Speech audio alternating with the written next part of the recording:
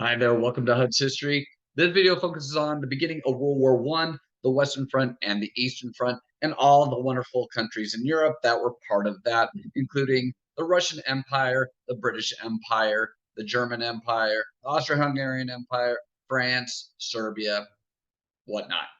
So we're going to take a look at what battles were going on, what were some of the impacts, who got some advantages, who didn't, the plans that they used, and anything else that was in there. So follow along. Hope you enjoy the video. If you do, make sure to like it and subscribe it. So here we go. The Great War, or World War One, as it'll become known, is the first truly global conflict.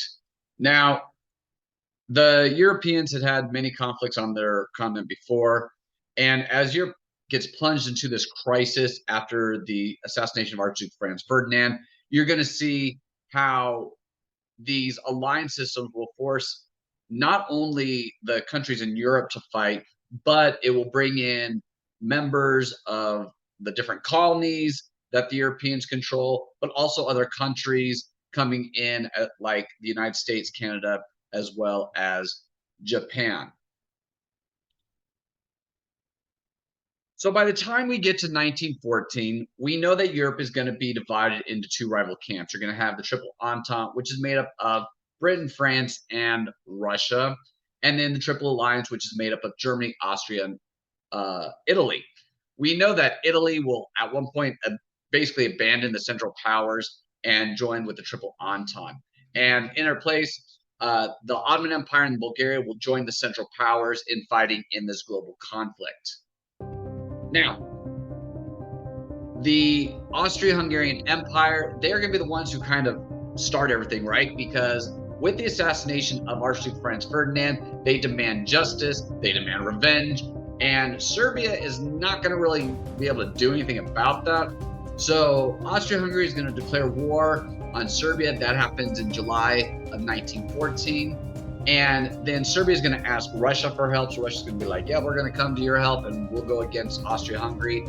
But then, because of the alliance system, Germany is going to come to the backing of Austria-Hungary. They're going to declare war on Russia on August 1st, 1914. And then they're going to kind of do a preemptive declaration against France. That's going to happen on August 3rd. So in the span of about 6 days, all of a sudden, you have most of the players here of World War One, with other empires and countries coming in shortly after. So, as you can see in the newspapers, Austria has chosen war, and then Germany declares war, and all of Europe is up in arms, meaning military arms, not throwing their hands in the air like they just don't care, because they kind of do, because they don't need another conflict. Now, we're going to go to Germany for a second, because even though Austria-Hungary starts the war, Germany was kind of the stronger of the two, and they were also in a unique position because of their geographic location in Europe.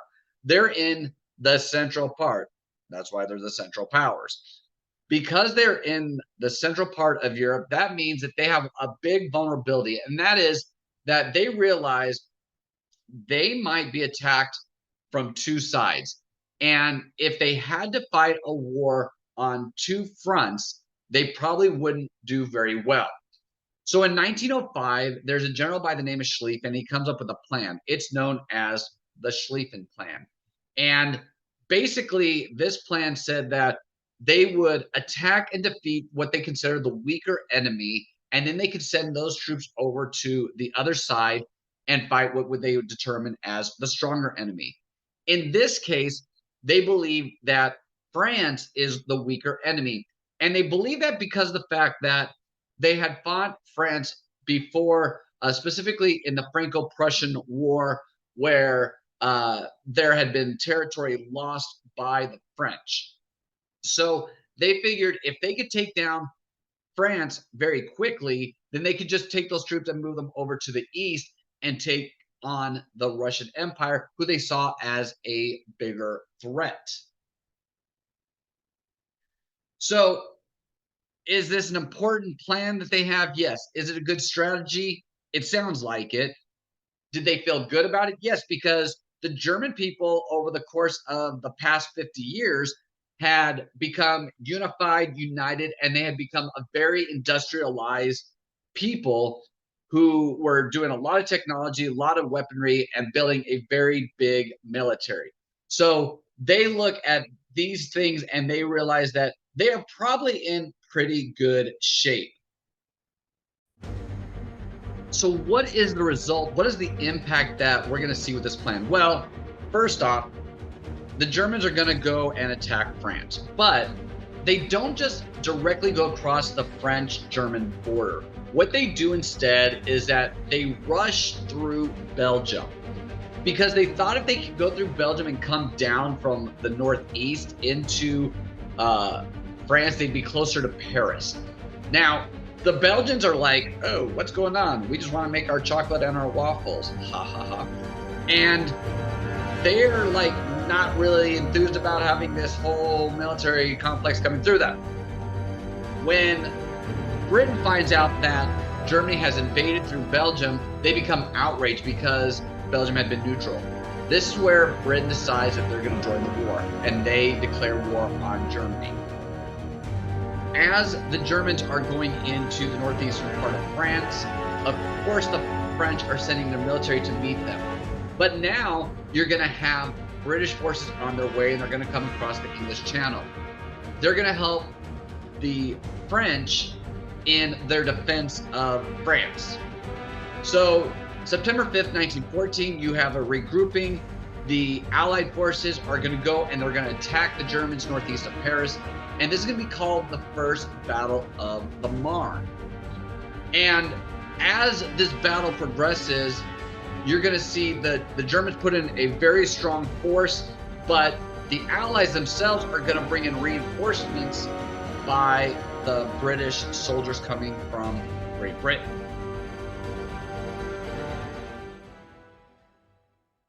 As there are more soldiers that are needed for this First Battle of the Marne, you're going to need to get them there quickly. Remember, we talked about mobilization of the militaries, and mobilization was a very big thing in World War I.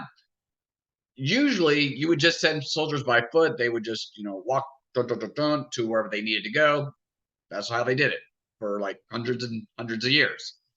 But with the new technologies, with transportation being totally different now, they decided to use taxi cabs. Over 600 taxi cabs in France are used to move these soldiers quickly to the front so that they can take on the German forces before they can get to Paris. So the mobility of soldiers becomes very important to the Allies in order to repel this invasion by German forces. What is the effect of all this? Well, one, Germany is too slow, all right? Because they had marched through Belgium and they had to go through a heavy forest, it slowed the German army down. Then they don't realize that they're going to get resistance from both France and Great Britain. They're assuming that they're just going to deal with the French, and that's going to slow their advance even more. Then Russia mobilizes faster than the Germans expected. Russia had already moved troops to the Austro-Hungarian border. So it actually isn't that far-fetched that they would be able to quickly move some of those forces to the Russian or to the German border. And so now Germany has to move some of their troops from the west to the east. And because the Germans were not expecting the British, they now have to deal with them. So there you go. What happens in this first battle? It's about a 4-day battle, and it's a very intense fighting, but the Germans can't gain any more ground. And actually, they start to lose ground and are being pushed back. And the German generals give the order to retreat. And this first Battle of the Marne actually becomes the single most important event of the war. The reason for that is because the Schlieffen Plan was supposed to prevent a two-front war. With that basically in ruins, the Germans are going to have to fight a two-front war. They're going to have to fight the French and the British in the west, and they're going to have to fight the Russians in the east. Here's a picture of the First Battle of the Marne of 1914. As you can see, the soldiers are moving on. There's some soldiers in the foreground who have been wounded and killed. And here's another picture of the soldiers who are firing, presumably against the Germans who are trying to advance on the Allied soldiers. Now, this is the Western Front specifically, and it's going to become kind of a stalemate between Germany and the Allies. And so that they don't lose land, what they do is they end up kind of creating these positions. And in order to do that, they create these trenches. The trenches are dug and they go for hundreds of miles all up and down European lands. They are anywhere from, just little foxholes to huge, complicated, intricate, like mazes that you can walk through, and it becomes quite the thing. This is going to become part of the fighting that we call trench warfare. Trench warfare was very bad because you have new technology that comes about with trench warfare. The new technology they thought would just make war go faster. Things like the Maxim machine gun. They assumed, okay, it can kill a lot of people faster, so it'll be over quickly. No, it doesn't just kill people faster. It actually kills them just more effectively. So now you can kill way more people than you could before, and the horror just is worse. There's also going to be other technologies that you see in there. That's another video for technologies of World War One. But all this stuff is going to lead to a Western Front just becoming a very big mess. And you can even go to the trenches today and you can visit them and see what it was like. Now, the Battle of Marne is just the first battle that really takes place on the Western Front, but there are other battles that will happen throughout the war. You can't go through all of them, obviously, but here are some of the more important ones. You have the Battle of Somme, which happens in 1916. It's the first time that tanks are used in battle, and they're introduced by the British. You also have the Battle of Verdun. That is the lengthiest battle. It is fought between the Germans and the French, and it goes from February of 1916 to December 19th of 1916. So it's almost a full year. And in that time, about 700,000 soldiers are either killed, wounded, or end up missing. And as you can see, the pictures on the left, those are just some of the results of these battles that take place. Here is the Battle of Verdun, just in a map version, so you can see the red dots are either a fort or they're a battery, and you can just see how many they had. Verdun is a city in Paris, that's why it's called, or in France, that's why it's called the Battle of Verdun. And you can just see how spread out it was, and you can see how much they went forward and back. You have September 6, 1916, where they were at, February 1916, just the different battle lines that are being drawn here. And the fact that the French and the Germans go to it for so long and just do so much damage is quite amazing. Here is some of the damage. This is a cathedral that was hit with a bunch of artillery. The left picture is the before, when it was pretty much standing. And then to the right, you can see the whole top covering is just destroyed. Yes, the arches are still there, but the roof of this building is completely collapsed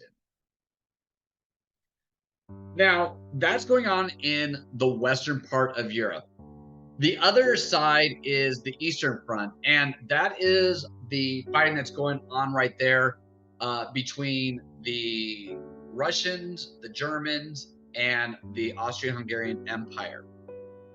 This Eastern Front is basically just devouring a lot of men. Thousands of men are dying. and you are basically forcing both sides to send more people to battle. And what it does is it positions the two sides that are fighting the Central Powers and the Allies, but it's the Central Powers, as in the German Empire and the Austrian Empire, going up against Russia, who is very big, and Serbia, who is very small. So obviously, Serbia is not going to have the greatest chance. And Russia, you would think that they're going to do well, but actually, Russia does not do as well as it should. But there's a couple reasons for that. In August of 1914, obviously, Russia is going to launch an attack because they're defending Serbia. They're going to launch attacks into both Germany and Austria. Because they're going into Germany, that is one of the reasons why the Schlieffen Plan fails, right? Because Germany didn't think Russia would mobilize as quickly. But Germany is going to counterattack, and at the end of August, they're going to fight in the Battle of Tannenberg. It's a 4-day battle. The Germans completely destroy the Russian army. In 4 days, you have more than 30,000 soldiers killed. That means about 7,500 soldiers are killed in a single day for each day of this battle. That's pretty intense. As you can see in the picture, the railroad system is basically destroyed, and you're not going to be able to move supplies in that respect. They also don't do very well in Austria. They get into Austria very quickly, and by September, they're kind of deep into the Austro-Hungarian Empire. But the Austrians, very resourceful, and they have backup by the Germans. They're going to counterattack as well, and they're going to start to push the Russians backwards until they force them out of the country in December. So about a 3-month fighting period, Russia ends up retreating back out of both Austria and Germany. Why is Russia having such a hard time fighting here, right? They're a very large nation. They have been in fights before. They have a lot of people. What's the issue? Well, they're faltering. The reason is because Russia is not as industrialized as the rest of Western Europe. They had made some pretty big mistakes along the way. When industrialization came to Western Europe, uh, some places did not embrace it. Russia was one of those places that didn't embrace it. Why? Because they thought that tradition would trump everything else. They had been around for 300 years. They didn't think that they needed to change anything. But because they were not industrialized, they couldn't produce a lot of their goods, and they had to get their goods from allies. So they're short on food, they're short on ammunition. Obviously, their clothes are not the best. A lot of the soldiers have tattered uniforms. They do not have the proper uniforms for the fighting conditions. Because of the industrialization or lack thereof, the Russians had to get stuff from the Allies, but the Allies are going to have a hard time shipping their supplies because the Germans are going to use other technology to prevent them from getting it. They're going to use what are known as U-boats in order to block the Baltic seas and prevent ships from getting to Russia from the Allies. And then, because the Germans and Austrians make alliances with Bulgaria and the Ottoman Empire, the Ottoman Empire is going to block the straits that lead to the Black Sea and prevent any ships from going that way to get to Russia as well. So the only way to get supplies to Russia is by going the back doorway, which means you have to go from the east, like from Alaska over to the Russian continent, and then go all the way across the Russian land, which is like ginormous. So that's not going to work very well. War is not going to be just contained to Europe. And other nations are going to get included in this. That's Japan, Australia. They're going to join the fight of the Allies. The Turks, like I said, in Bulgaria, they're going to join with Central Powers. And this is going to lead to more battles outside of Europe. And that's on the other video, which will be part 2 of World War I. So look for that one.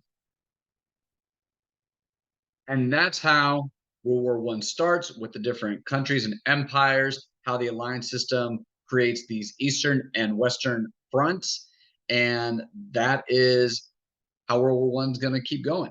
So look for the other videos that deal with World War One, including how it becomes more a global conflict, and then about technologies and weaponry that is used in World War One.